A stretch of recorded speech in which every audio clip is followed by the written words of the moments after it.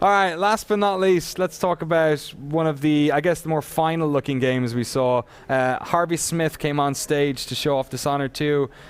They showed off what seemed like a little bit, and then actually just kept going. He showed a lot of gameplay. Tomorrow, talk about what we saw in that gameplay. So what we saw there was a mixture of what I saw when I was at Arcane, along with a few new scenes. So a lot of the new stuff was surrounding Corvo and Emily being the point where you choose them.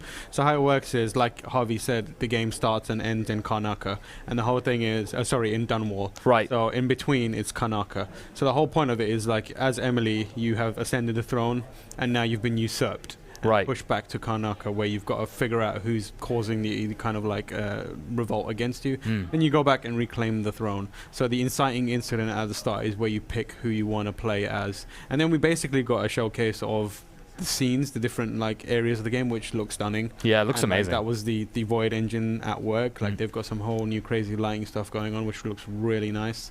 And we got like a showcase of Emily's powers. Corvo has changed based on what I saw. Corvo now voiced by Stephen Russell as well, the voice of Garrett from Thief, which like it's such a wonderful way of them saying, yo, this is where Thief ended up.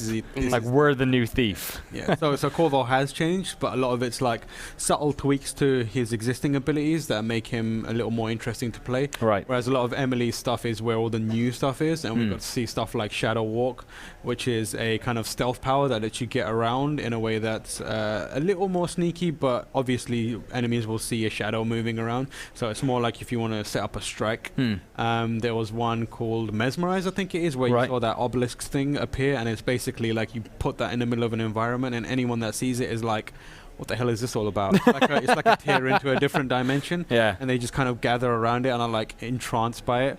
And then we also got to see the coolest power. I forgot the name. Domino. That's so it's like you link a bunch of people together to kind of just link everyone in the game.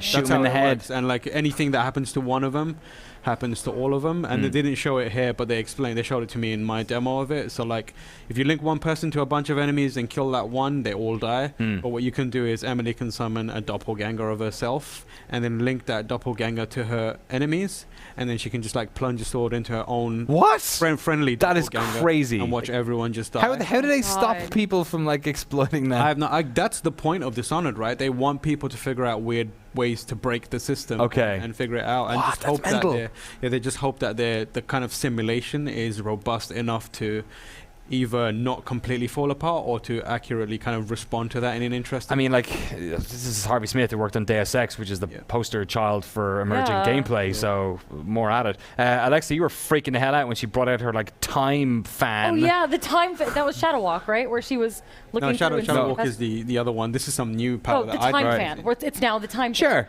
And she had the time fan, and no, I just knowing that all of those powers exist, like Emily feels like she's really OP. Totally. But knowing that those powers exist and I have all of that at my disposal makes me really excited to play the game, because it means the game is going to put challenges in my way that will force me to find creative ways to use all those powers in tandem. So look at this madness. This is just so freaking cool. Just jump back in time and then stab a dude and then jump back again. And then everything also looks beautiful. Yeah, it looks incredible. Yeah. And like, the thing that I'm really looking forward to is if you go to YouTube now and type in like Dishonored 1 speedruns or old montages, the stuff that people are doing is just absolutely insane. And like with all these new powers, the things that people are going to come up with, it's going to be mind-blowing. You know, you need a certain level of predictability to AI and that kind of stuff. And just watching the community figure all that stuff out over the next couple of years, and then finally get to the point where they can like just ballet their way the entire game. It's just going to be really interesting to watch. Don't have to watch way too much longer to get to it. November 11th, 2016 is when we will finally get to get our hands on Dishonored 2, and it looks fantastic.